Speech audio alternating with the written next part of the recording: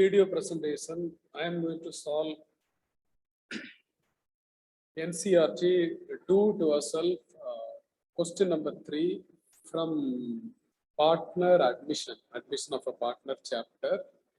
Question number 3, do to yourself, related to goodwill valuation. Let's see the question first.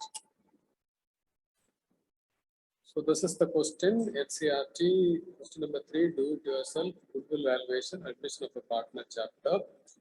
The question details are a firm's profit during the year 2013, 14, 15 and 16 were 16,000, 20,000, 24,000 and 32,000 respectively.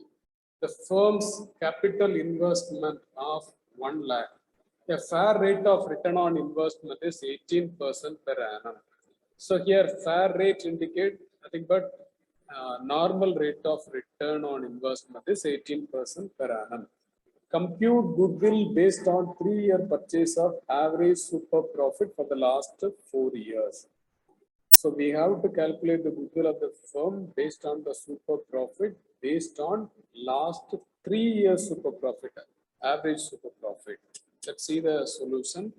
So the average profit, the thing is total of last 4-year profit divided by number of year.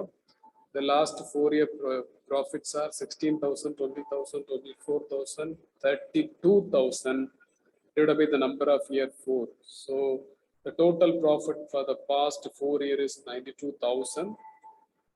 Total number of year is 4. So therefore the average profit per year is 23,000.